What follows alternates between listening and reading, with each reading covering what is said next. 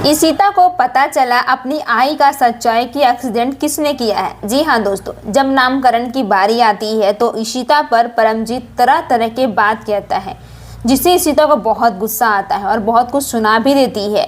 परमजीत कहता है कि इस हक से तो जो घर के सबसे छोटे हैं उनको प्रणाम करना चाहिए, पर यहाँ पे जो रोमी होता है वो बात को संभाल लेता है और कहता है कि परम जीजू, यहाँ पे तो मैं छोटा हूँ, तो भाभी को आपको पैर छूने की ज़रूरत ही नहीं है। भाभी आप जाइए, आपकी आई को डॉक्टर साहब आए हुए हैं, मैं इनका पैर छू लूँगा। इस बात में देखते ही इशिता पहुंच जाती है अपनी आई के पास, जहां डॉक्टर साहब कहते हैं कि पहले से अब नॉर्मल है, लेकिन हाँ आपको पता चला कि क्या रीज़न है। डॉक्टर साहब बहुत ही प्यार से इशिता की आई से पूछते हैं कि कुछ तो आपको याद होगा कि आपका एक्सीडेंट किसने किया था। वो अपने माथे पे जोर देती हैं और कुछ बोलने की कोशिश करती हैं। इस बात पे इशिता बहुत घबराई हुई है कि आखिर आई कुछ बोल क्यों नहीं पा रही है। फिर वो मन में सोचने लगती है कि अगर ऐसा है तो मैं उसे बात करने की कोशिश भी करूँगी। तभी वो कहती है, आई प्लीज़ आप फालतू का टेंशन मत लो, सब कुछ ठीक होगा, आप खामखा इतना परेशान हो रही हो। इधर रूही की आंखों में आंसू होते हैं। तभी मिहिर पहुंचता और कहता है कि जाओ जाकर केक लेकर आओ ताकि वो पिघल ना जाए।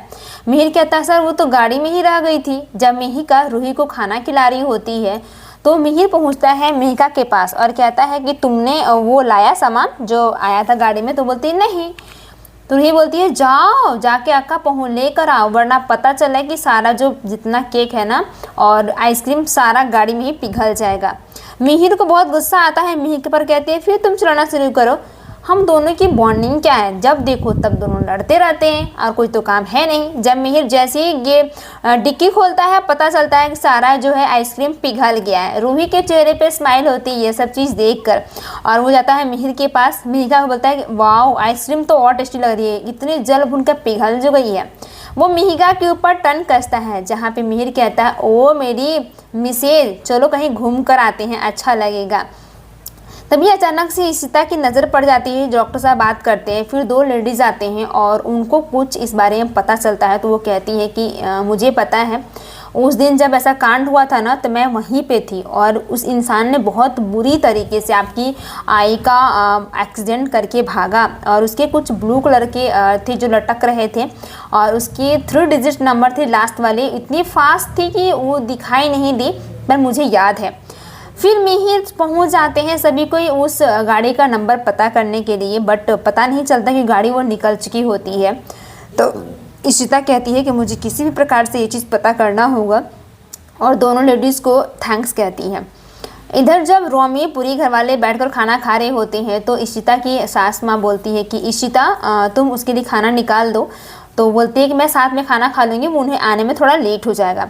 फिर सिमी को लेकर उनके पापा समझाते और कहते हैं कि तुम्हारी बेटी का नामकरण था इसलिए मैंने उस इंसान को बुला लिया अपने घर में, अब वो आइंदा इस इंसान के घर में नहीं आएगा। तो सिमी को बहुत गुस्सा आता है, सिमी बहुत कुछ सुना देती है। इधर इशिता अपने रमन का इंतज़ार कर रही होती है। तो रमन खाना ढूंढ रहा होता है पर उसे कुछ नहीं मिलता। तो इशिता कहती है, क्या हुआ, भूख लगी है? तो वो कहता है, मैं इतना भी ज़्यादा भूखा नहीं हूँ कि तुम 2-2 प्लेट लगा रही हो। तो वो कहती है, मैंने अभी तक खाना नहीं खाया आपके आश्रम में।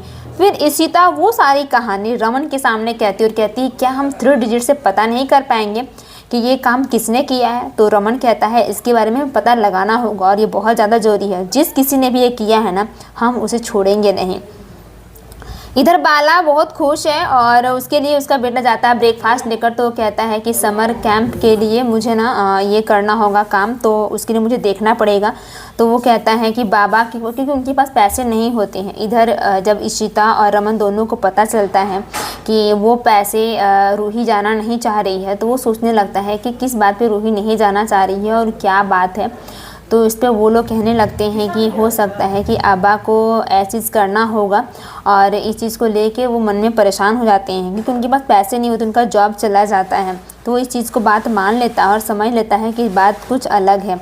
इधर रोमी सबको खाना खा रहे होते हैं तो रमन को इस बात का पता चल जाता है और रमन कहता है कि अगर वो इंसान है 3 डिजिट नंबर है तो हमें उसे पता लगाना होगा और उसके बारे में ये जानना होगा कि आखिर वो इंसान कौन है। रोमी कहता है कि वैसे भैया मेरे पास ना बहुत सारे कॉन्टैक्ट नंबर है, अब आप चाहो तो मैं ये कर सकता हूँ। तो वो कहता है कि तू रहने दे, तू काम पे ध्यान दे और वैसे तुझे करना क्या है, तू काम कर रहा है ना, या फिर घर में बैठ के बहुत तूने मुफ्त की रोटी तोड़ी है, चल तू ऑफिस चल मेरे साथ, वो काम पता करना हमारा काम है।